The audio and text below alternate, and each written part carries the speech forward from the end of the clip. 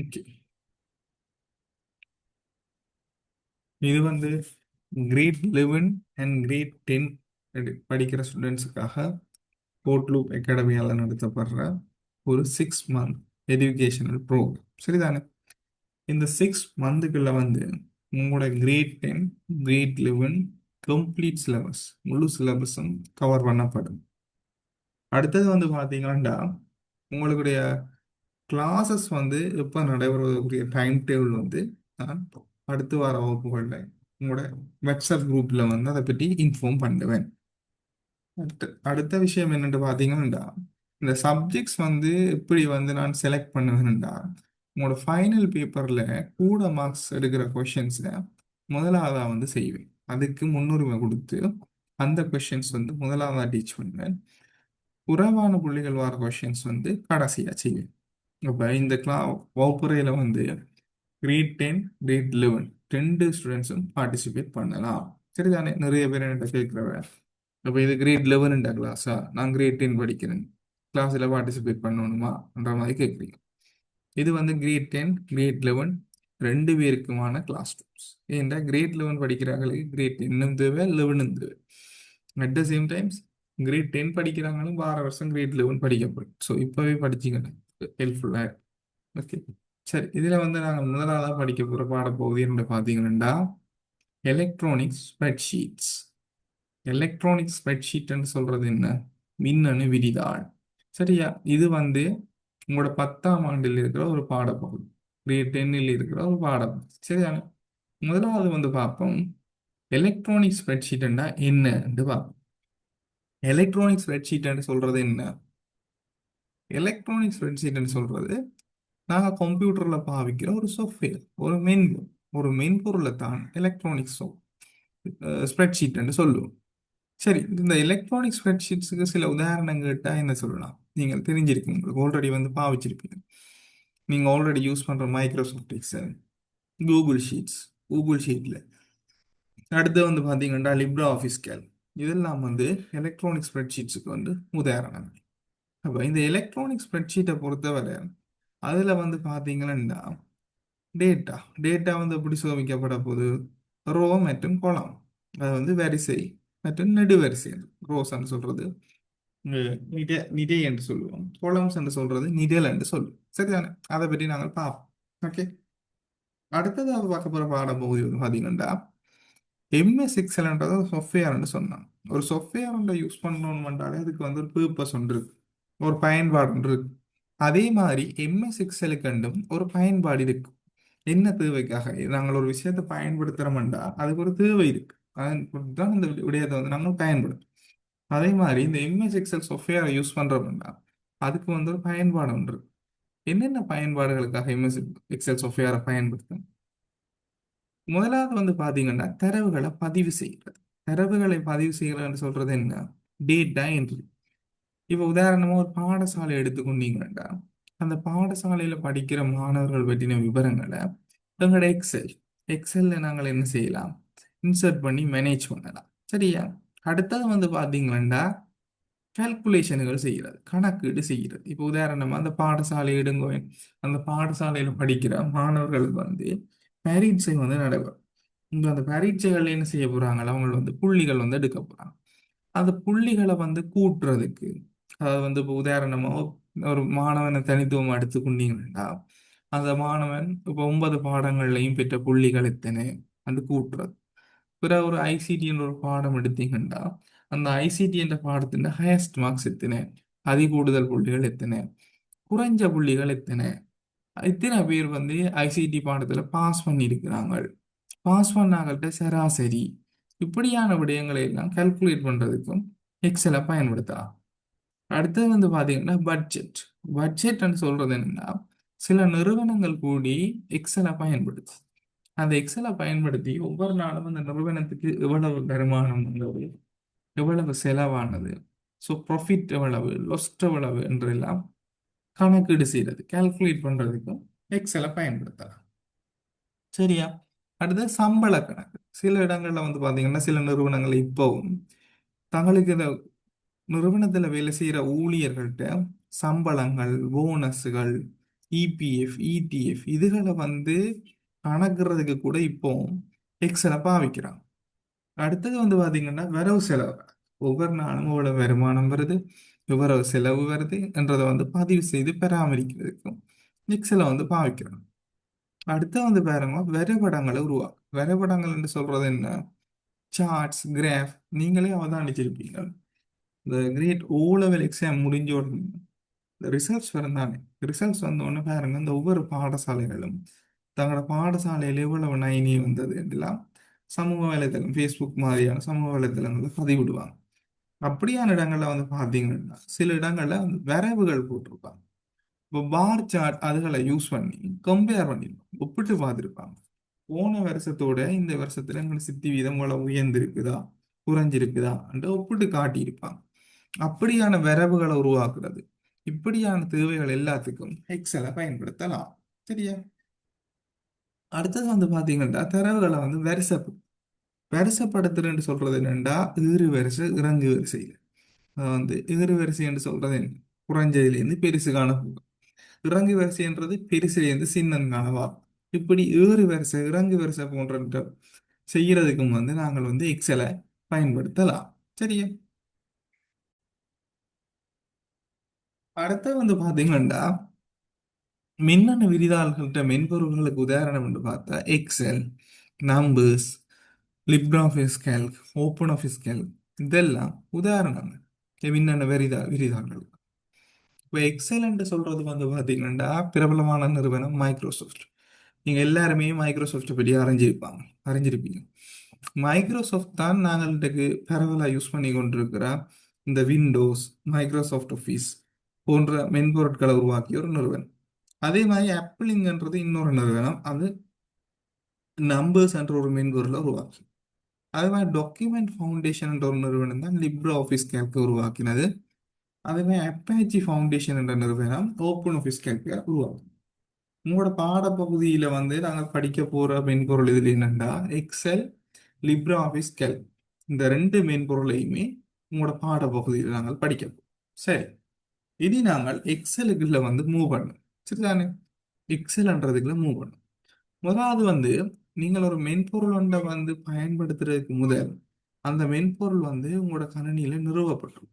அதாவது வந்து அந்த மென்பொருள் உங்களோட கணினியில வந்து இன்ஸ்டால் பண்ணியிருக்கும். அதை என்னென்னு செக் பண்ணலாம்னா, இந்த கணினியில எக்ஸல் இன்ஸ்டால் பண்ணியிருக்கோ இல்லையோட்டா இந்த சர்ச் இருக்குத்தானே, இந்த சர்ச்ன்றதுல வந்துட்டு இஎக்ஸ் அடிச்சிங்கன்னா உங்களோட கம்ப்யூட்டர்ல எக்ஸல் இருந்தால் அப்படி டிஸ்பிளே அதை கிளிக் பண்ணீங்கன்னா என்ன செய்ய போகுது, எக்ஸல் வந்து இதுல ஓப்பன் ஆக போகுது. பிறகு இதுல வந்து பாருங்க, இந்த எக்ஸலை பற்றி நிறைய டீட்டெயில்ஸ் இருக்குது என்ன. இப்போ உதாரணமா இதுல இருக்கிற ரீசென்ட்ன்றதுல இருக்கு பாத்தீங்கன்னா இதெல்லாம் நான் அண்மையா கிரியேட் பண்ண எக்ஸல்ல கிரியேட் பண்ண டாக்குமெண்ட்ஸ். ஓகே, அதே மாதிரி பாத்தீங்கன்னா இங்க பிளாங்க் ஒர்க் புக் இருக்கு, இதை நான் கிளிக் பண்ணிட்டா புதுசா ஒரு டாக்குமெண்ட் வந்து கிரியேட் ஆகும். இதுதான் வந்து எக்ஸலண்ட ஒரு புதிய டாக்குமெண்ட். ஒரு எக்ஸலண்ட நீங்கள் ஓபன் பண்ணீங்கன்னா அது தோற்றம், அப்பியரன்ஸ், அதாவது வந்து இன்டர்ஃபேஸ், இடைமுகம் வந்து இப்படித்தான் இது. இதுல வந்து உங்களோட கவனத்தை ஒரு ஈர்த்த பகுதியா வந்து இந்த ஸ்கிரீன்ல பெரும்பாலான பிரதேசத்தை வந்து எடுத்த பகுதியா இருக்கிறது இந்த பாக்ஸஸ். என்ன இந்த பாக்ஸஸை பார்த்து நீங்க யோசிக்கலாம், இதுல நான் வந்து ஒர்க் பண்ண போகுது இந்த பாக்ஸஸ்ல தான். சரி, இதுக்கு ஒரு பேர் இருக்குது. ஒரு பொக்ஸ்ன்னு சொல்றதை விட இதுக்கு ஒரு பேர் இருக்குது. என்னன்னா செல், வந்து கலம்ன்னு சொல்லுவான். பொக்ஸ்ன்னு சொல்லக்கூடாது இந்த இடத்துல. நான் சரிதானே, கலம்ன்னு சொல்லுவான். கலம்ன்னு சொல்றது என்ன? எக்ஸல்ல கலம்ன்னு சொல்றது என்ன? இந்த கலம் வந்து இப்படி உருவாகுது எக்ஸல்ல. ஒரு ரோவும் ஒரு column-ம் இடவற்ற இடம், அதாவது வந்து ஒரு நிரலும் ஒரு நிரையும் இடவற்ற இடம் தான் கலம். அப்ப இங்க நிரலண்டா என்ன, நிதி என்றா என்ன? நிரல் என்று சொல்றது குளம். இங்க வந்து பாருங்க, ஏ, பி, சி, டி என்று போட்டிருக்காங்க பாத்தீங்களா, அது நிரல் குளம். ரோவன்று சொல்றது வந்து பாருங்க 1 2 3 4 5 6 இருக்கு. அப்ப குளத்தை பேருறதுக்கு ஆல்பபெட்டிக்கல் லெட்டர்ஸை பாவிக்கும், ABCDEFGH. அப்ப எதுக்கான இந்த நிரல் வந்து இருக்கும் உங்களுக்கு தெரியும். ஆல்பபெட்டிக்கல் லெட்டர்ஸ் தான் நிரல பேருறதுண்டா. ஆல்பபெட்டிக்கல் லெட்டர்ஸ் 26 தான் இருக்கு. அப்ப 26 குளம் தான் இருக்கும். அங்கே இருக்காது 26 குளத்தை விட இருக்காது கண்டு கேட்டா, 26 குளத்தை விட அதிகமான குளம் தான் இருக்கு. பாருங்க, நான் அங்கே ஸ்க்ரோல் பண்றேன். யூவி எக்ஸ்ஒய் செட்ன்னு வந்துடுது பாருங்க. இந்த செட்டுன்றது முடிஞ்சதுக்கு பிறகு என்ன நடக்குது? என்ன செட்டுன்றது முடிஞ்சதுக்கு பிறகு என்ன நடக்குதுண்டா, ஏஏ, ஏபி, ஏசி, ஏடி என்று போகுது. எப்படி போகும்? எப்படி போக போகுது? ஏ, ஏபி, ஏசி, ஏடி என்று ஏ செட்கான போகும். பிறகு ஏ செட் முடிஞ்ச அப்புறம் என்ன சொல்லுங்க அப்ப நடக்க போகுது? திருப்பி பிஏ, பிபி என்று பி செட் காண முடியும். பிறகு பி செட் முடிஞ்ச அப்புறம் என்ன நடக்கும்? சிஏ, சிபி, சிடி, சிஇ என்று சி செட் காண போகும். பிறகு சி செட் முடிஞ்ச பிறகு டிஏ அப்படியே தொடரா போகும். இப்ப இந்த எக்ஸல் ஸ்ப்ரெட்ஷீட் இதை வந்து ஸ்ப்ரெட்ஷீட் என்று சொல்லுவோம், ஷீட் என்று சொல்லுவோம். சரியான இதுல இருக்கிற கடைசியா இந்த குளம் இருக்குன்னு பாக்குறதுக்கு உங்களோட கீபோர்ட்ல கண்ட்ரோலோட அதோட நேரத்துல ரைட் அரோவையும் சேர்ந்து ப்ரெஸ் பண்ணீங்கன்னா கடைசி குளத்துக்கு போயிடும். இதுக்கு அங்கால குளம் இல்லை. கடைசி குளம் எது? XFD. இதுதான் கடைசி குளம். சரியா? இதுதான் கோலம்ஸ். அதே மாதிரி ரோவும் இருக்கு பாருங்க. ரோஸை பேருறதுக்கு ஒன்று ரெண்டு மூணு ரெண்டு போ. அப்ப உங்களுக்கு தெரியும், ஒரு நம்பர்ன்றது ஒரு முடிவிலி. ஒரு நம்பர்ன்றதுக்கு எல்லை இல்லை. இப்போ ஆல்பபெட்டிக்கல் லெட்டர்ஸ்க்கு எல்லை இருக்குது. என்ன? A to Z தான் ஆல்பபெட்டிக்கல் லெட்டர்ஸ். பட் நம்பர்ன்றதுக்கு ஒரு எல்லை இல்லை, ஒரு லிமிட் இல்லை. அது முடிவிலிக்கான போகும், இன்ஃபினிட்டி. அப்ப எத்தனை ரோஸ் இருக்குன்னு அறியறதுக்கு என்ன செய்யலாம்? கண்ட்ரோலோட பொட்டம் அரவை செய்து ப்ரெஸ் பண்ண பாருங்க எத்தனை ரோ இருக்குது. 10,48,571 ரோ இருக்குது. என்ன? அப்போ குளம் என்ன? கடைசி குளம் XFD. ரோ 10,48,576. ஓகே, விளங்குது தானே? இவ்வளவு குளம் அடிப்படையான விடயம் எக்ஸலை பற்றி. இனி கலத்துக்கு வரும். இந்த களம் வந்து எப்படி உருவாகுதுன்னா, இந்த ரோவும் குளமும் இடம்பெற்ற இடம் தான் களம். இப்போ உதாரணமா இந்த களத்தை எடுத்தீங்கன்னா, இப்ப இந்த காலத்துல 11 ஒரு வெளிவை என்டர் பண்றேன். இந்த 11 வெளிவை நான் என்டர் பண்ணிக்கல. இந்த களம் வந்து எப்படி உருவாகுது என்று பாத்தீங்கன்னா, ஈ என்ற ஒரு குளமும் 9 என்ற இந்த ரோவும் இடம்பெற்றபடியால் பாருங்க, 9 என்ற இந்த ரோவும் ஈ என்ற இந்த குளமும் இடம்பெற்ற இடம் தான் 11. அப்ப இந்த குளங்கள் வந்து, சாரி, இந்த செல் வந்து குளமும் ரோவும் இடம்பெற்றபடியால் உருவாகுது. நிரலும் நிறையும் இடப்பெற்றுவதால் உருவாக்குறது தான் கலம். சரியா? பிறகு இந்த கலங்கள் எல்லாத்துக்குமே ஒரு பேர், அட்ரஸ் இருக்கு. இப்போ உங்களோட வீடுன்றதுக்கு ஒரு அட்ரஸ் இருக்குன்னு தானே, அதே மாதிரி இந்த களத்துக்கு எல்லாம் ஒரு அட்ரஸ் இருக்கு. என்னென்ன களத்துக்கு அட்ரஸ் கொடுக்குறேன்டா, இப்ப இந்த 11 அந்த நம்பர் என்ன பண்ணிருக்கிற குளம் எந்த குளத்தில் இருக்குது? இ. அப்ப முதலாவதா இ என்று எழுதும். அதுக்கு பிறகு இந்த ரோவில் இருக்குது 11. அப்ப இ. இ என்றது குளத்தின் பேர், 11 11. அப்ப இ 11 களத்துல தான் இது இருக்குது. விளங்குதா? சரி, இப்ப உதாரணமா இதையும் எடுத்து பார்ப்போம். இப்படி ஒரு செல் எடுத்து பார்த்தோம்டா, இந்த செல் எடுத்து பார்த்தோம்டா, இந்த செல் வந்து எந்த காலம், இந்த செல்லுடைய அட்ரஸ் என்னன்னு பாத்தீங்கன்னா, இப்போ இதுல 25 எழுதுறேன்டா, இந்த செல் வந்து எந்த குளத்தில் இருக்குது? ஹெச். எந்த ரோவில் இருக்கிறது? 40. அப்ப என்ன செல்லுன்ற பேர் என்ன? H14. சரியா? ஹெச் இருக்குது 14. இதுதான் அந்த குளத்தின் பேர், H14. விளங்குது அவ்வளவு விஷயம். இவ்வளவு அடிப்படையான விடயங்கள். சரியா? சரி, அடுத்த விஷயத்துக்கு நாங்கள் வந்து போவோம். சரி, இப்ப எங்களுக்கு குளம் செல்லண்டா அப்படி தெரிஞ்சிருச்சு. சரி, இப்ப உதாரணமா இப்படி ஒரு செல்லை தந்துட்டு இதுக்கு பேர் என்னன்னு இந்த செல்லுடைய அட்ரஸ் என்னன்னு கேட்டாங்கண்டா, இந்த 89 அடிச்சிருக்கு, நீங்கள் ஒவ்வொரு காலம் போய் குளம் என்ன ரோ என்னன்னு பார்க்க தேவையில்லை. அதை விட ஈஸியானவே பாருங்க, இந்த செல்லை நாங்கள் சில கிளிக் பண்ணிருக்கிறோம் தான். இப்ப இந்த செல் தான் ஆக்டிவ் ஆயிருக்கு. ஆக்டிவ் செல்லுன்னு சொல்றது என்னண்டா, பாருங்க, ஒரு செல்லை கிளிக் பண்ணி அந்த போர்டர் வருது பாருங்க, ஒரு கிரீன் கலர்ல ஒரு போர்டர் வரும் இல்லையோ, அந்த செல் தான் ஆக்டிவ் செல். இப்ப ஆக்டிவ் செல் இந்த 89 டெக்ஸ்ட் அடிச்ச செல். சரியா? இது இந்த அட்ரஸை கண்டுபிடிக்கிற சுகமான வழி. இங்க வந்து பாருங்க, நேம் பாக்ஸ் ஒன்று இருக்கு. இந்த இடத்த பாருங்க. நேம் பாக்ஸ் என்ற ஒன்று இடம் இருக்கு பாருங்க. இந்த இடத்துல இந்த செல்லுன்ற அட்ரஸ் வந்து இருக்கு பாருங்க. இந்த இடத்துல இந்த செல்லுன்ற அட்ரஸ் இருக்கு. என்னண்டு இருக்குது பாருங்க, G20 இருக்குது. இப்ப இந்த 11ன்றதுக்கு மாத்த பாருங்க மாறுது ஆட்டோமேட்டிக்கா E9 என்று. இதைத்தான் நேம் பாக்ஸ் என்று சொல்றது, அதாவது பெயர் பெட்டி என்று சொல்லணும். 25 இருக்கிறது வந்து பாருங்க H14 இருக்குது. சரியா? இதுதான் நேம் பாக்ஸ். ஓகே, இவ்வளோ எக்ஸல்ல வந்து பேசிக்கா இருக்கிற விஷயங்கள். அடுத்தது வந்து பாத்தீங்கன்னா, எக்ஸல்ன்றது வந்து நாங்கள் பாருங்க புதுசா ஒரு எக்ஸலண்ட கிரியேட் பண்ணிருக்கேன். அது எப்படி கிரியேட் ஆகும்னா, எக்ஸல் ஒர்க் புக். புக்ன்னு சொல்றது என்ன? புத்தகம். ஒரு புத்தகத்துல வந்து என்ன செய்ய போகுது, நிறைய பக்கங்கள் இருக்க. அதே மாதிரி எக்ஸல் ஒர்க் புக் எடுத்தா அந்த ஒர்க் புக்லயும் நிறைய பக்கங்கள், நிறைய ஷீட்ஸ் இருக்கு. இப்ப ஒரே ஒரு ஷீட் தான் இந்த எக்ஸல் ஒர்க் புக்ல இருக்குது. எப்படி கண்டுபிடிக்கிறதுனா, இந்த பொட்டம் சைட்டுக்கு பாருங்க பாருங்க, ஷீட் ஒன்ன்றது மட்டும்தான் இருக்கு. அப்ப ஒரே ஒரு ஷீட் மட்டும்தான் இதுல இருக்கு. இப்ப எனக்கு இன்னொரு ஷீட் தேவைன்னா நான் என்ன செய்யலாம், அந்த ஷீட்டை ஆட் பண்ணலாம். எப்படி ஆட் பண்ணலாம் அந்த ஷீட்டை? இங்க பாருங்க, இந்த பிளஸ் சைன் இருக்குது. இந்த பிளஸ் சைனை கிளிக் பண்ணி தான் அந்த ஷீட் ஆட் பண்ண. எப்படி பாருங்க, இதை பிளஸ் சைனை கிளிக் பண்ணினா ஒரு ஷீட் ஒன்று வருது. இன்னொருக்கா கிரியேட் பண்ணா இன்னொரு ஷீட் வருது. இதுதான் எக்ஸல்ல வந்து ஷீட். ஷீட்ஸை உருவாக்குறதுக்கான வே. நீங்க யோசிக்கலாம், இப்ப முதல்ல என்டர் பண்ண அந்த செல்லுகள்ல 1189 என்டர் பண்ணது காணையில், அது வேற ஷீட்ல என்டர் பண்ணாங்க. Sheet one. நீங்கள் ஒரு கொப்பியில வந்து ஒரு பக்கத்தில் எழுதின ஒரு நோட்ஸை இன்னொரு பக்கத்துல அவதானிக்கலாம். ஏன், அது வேறு ஷீட், இது வேறு ஷீட். அதே மாதிரி தான் இங்கே. இங்க நான் டேட்டா என்டர் பண்ணது ஷீட் ஒன்னில, அதை ஷீட் டூவில் என்னால பார்க்கலாம். சரியா? அடுத்தது வந்து பாத்தீங்கன்னா, இந்த ஷீட்ஸ் இருக்கு தானே, இந்த ஷீட்ஸுக்கு எல்லாம் ரீநேம் பண்ணும் உங்களுக்கு விருப்பம் மாதிரி. இப்படி இருக்கு, உதாரணம் இப்படி கொடுக்கலாம். இதை ஃபர்ஸ்ட் ஷீட் வந்து கொடுக்கும். எப்படி ரீநேம் பண்ணணும்?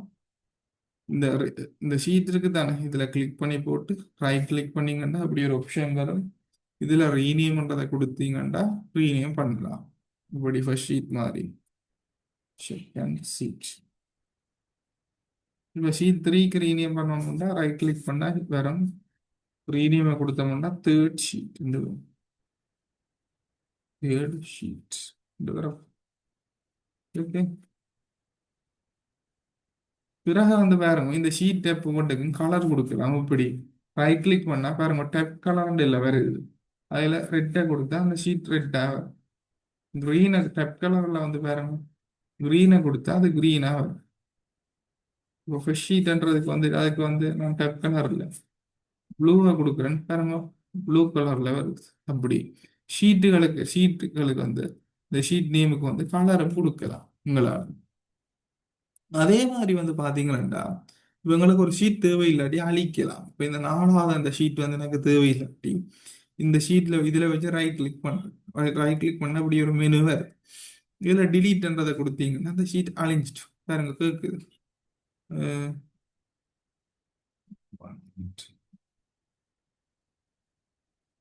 பாருங்க, அந்த ஷீட் வந்து அழிஞ்சிடுச்சு. அப்ப விலங்குதான, ஒரு ஷீட் அழிக்கிறேன்றாலும் எங்களால் அழிக்கக்கூடிய மாதிரி இருக்கு. அதே மாதிரி ஒரு ஷீட்டை சும்மா ஹைட் பண்ணி வைக்கிறது. ஹைட் பண்றேன்னு சொல்றது என்ன, சும்மா மறைச்சு வைக்கிறது. அது எங்களோட கண்ணுக்கு தெரியாது, ஆனா அழியாது. உண்மையிலே அந்த ஷீட் அழிஞ்சிருக்காது, ஆனால் ஹைட் ஆகியிருக்கு, மறைஞ்சிருக்கு, எங்களோட கண்ணுக்கு தெரியாது. இப்ப பார்த்தா ஒரு பாக்குறோம், இப்ப ஷீட்டும் ஷீட் ஃபோர் ரெண்டு ஷீட் தான் இருக்காங்க. உண்மையில மூன்று ஷீட் இருக்குது. அந்த ஷீட் எங்களோட கண்ணுக்கு தெரியல. அதை தெரிய வைக்கணும்னா இதுல ரைட் கிளிக் பண்ணி அன்ஹைட் என்ற ஒரு ஆப்ஷன் இருக்கு பாத்தீங்களா, அதை கிளிக் பண்ணா அந்த ஷீட் பாருங்க தெரியறத வந்து கேட்கும். ஓமண்டு கொடுத்தா பாருங்க மூன்று ஷீட்டும் இப்ப எனக்கு தெரியும். பாத்தீங்களா, இதுதான் ஒரு எங்களோட எக்ஸல் ஷீட்ல இருக்கிற பொதுவான வேலை. இப்போ புதுசா ஒரு ஷீட் ஒன்று தேவையென்றா இங்க பாருங்க, இதுல இன்சர்ட் என்ற ஒரு ஆப்ஷன் இருக்குது. அதை கொடுத்தாலும் புதுசா ஒரு ஷீட் வந்து எங்களுக்கு வேற பாருங்க, புதுசா ஒரு ஷீட் ஒன்று எங்களுக்கு வேற. அது இந்த ஷீட்டுகள்கிட்ட ஓர்டர்களை வந்து எங்களால மாற்றக்கூடிய மாதிரி இருக்கு. இப்போ உதாரணமா பாத்தீங்கன்னா, இந்த ஷீட் ஃபைவ் வந்து முன்னுக்கு போட்டு செகண்ட் ஷீட்டை வந்து பின்னுக்கு போட்டு, அப்படி ஷீட்டுகள்கிட்ட ஓர்டரையும் எங்களால மாற்றிக்கொள்ளக்கூடிய மாதிரி இருக்கு. ஓகே, இது அடிப்படையான விடயம் இந்த ஷீட்டை வச்சு. இனி வந்து நான் முதலே சொன்னான், எக்ஸலண்ட பயன்பாடுகள்ல உண்டு டேட்டா. டேட்டா என்ட்ரி என்று சொல்றது என்ன, எங்களுக்கு தேவையான தகவல்களை இந்த ஷீட்ஸ்ல வந்து என்டர் பண்ணி வைக்கலாம். எப்படி என்டர் பண்ணலாம்? உதாரணமா வேற நேம் வந்து கொடுக்கும், நேம், அட்ரஸ், ஏஜ். நேம்ன்றதுல என்ன செய்யலாம், ராம். அட்ரஸ்ன்றதுல ராம். டேட் ஆஃப் பர்த்ல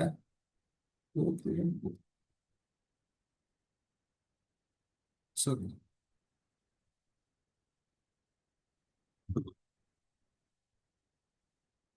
ஏஜ்னு சொல்றதுல 27. அடுத்தது வந்து வேற என்ன நியமன்றது? விமர்.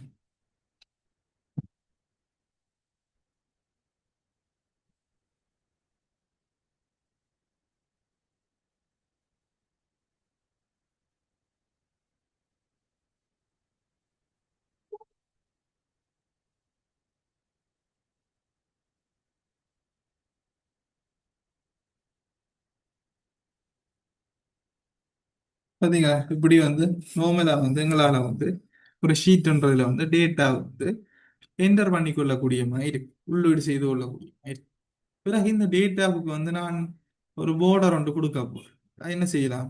இதுல வந்து பாருங்க, இந்த ஆப்ஷன் இருக்கு தானே, இதுல கிளிக் பண்ணினீங்கன்னாட்டா நிறைய ஆப்ஷன் காட்டு. இதுல ஓல் போர்டர்ஸ்ன்றதை கொடுத்தீங்கன்னா பாருங்க இப்படி எனக்கு போர்டர்ஸ்.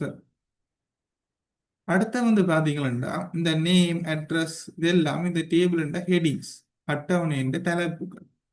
இதை வந்து ஒரு தடிச்சு எழுத்துல காட்டும், ஒரு போல்டா காட்டணும். இங்க ஒரு ஆப்ஷன் இருக்கு பாருங்க, அதுக்கு மேல மவுசரை ஓவர் பண்ணாது போல்ட் அண்டு காட்டு. இதை நான் கிளிக் பண்ண பாருங்க இந்த எழுத்துக்கள் எல்லாம் போல்ட் ஒரு தடிச்சு எழுத்துல மாறும்.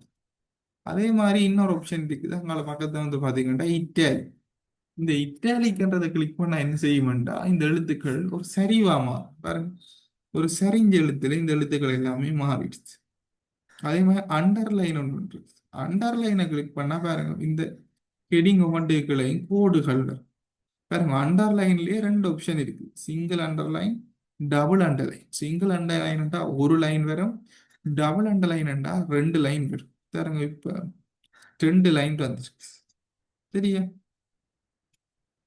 மற்ற இந்த border கொடுக்கறதுலயே பாருங்க நிறைய விஷயம் இருக்கு border கொடுக்கறது. இதுல பொட்டம் borderன்றதை கொடுத்தா என்ன நடக்கும் பாருங்க, நான் செலக்ட் பண்ண இந்த செல்லுகளுக்கு பொட்டம் border மட்டும்தான் வந்துருக்கு, குரூப். இதே நேரத்துல செல்ஸ் செலக்ட் பண்ணி போட்டு டொப் border ரெண்டா கொடுத்தா டொப் ஒண்டா என்ன மேல, மேல மட்டும்தான் border கொடுக்கும் பாருங்க. நீங்க எனக்கு கூட அப்ப கீழையும் வந்திருக்காங்க, இந்த கீழே border இருக்கிற border எப்படி வந்தது? முதல் கொடுத்தனை பொட்டம் border, அதாலதான் இது வந்தது. சரி,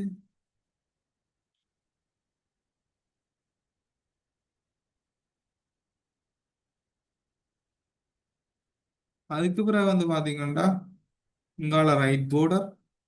அதுக்கு பிறகு ரைட் border கொடுத்த பாருங்க ரைட் சைடுல ஒரு border வந்துருச்சு. அதே மாதிரி பாத்தீங்கன்னா லெஃப்ட் border ஒன்று உண்டு. பாருங்க கிளிக் பண்ணி போட்டு கொடுத்தா லெஃப்ட் சைட்லயும் ஒரு border வந்துருச்சு. விளங்குதா? இதெல்லாம் பேசிக்கான விஷயம், அடிப்படையான விடயம். ஓகே, இன்றைக்கு இவ்வளவு விடயம் காணும். மற்றதை வந்து அடுத்த வகுப்பில படிப்போம்.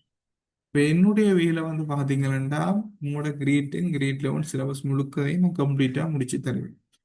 உங்களோட வேலை நீங்க கேர்ஃபுல்லா ஸ்டடி பண்ணுங்க. சரியா, நீங்கள் எந்த சைடை பற்றி worry பண்ணது, நான் எல்லாமே கம்ப்ளீட்டா முடிச்சு பாஸ் பண்ணி செய்து விடுவேன். உங்களோட வேலை கரெக்டா பார்த்தா ஓகே. மற்றது உங்களோட ஃப்ரெண்ட்ஸுக்கும் இதை ஷேர் பண்ணுங்க. சரியா? Okay, thank you.